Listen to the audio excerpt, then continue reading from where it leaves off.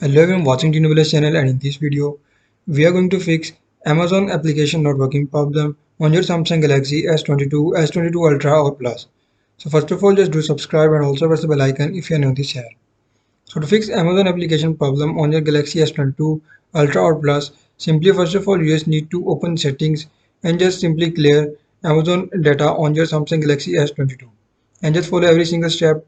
Hope so this will fix your problem.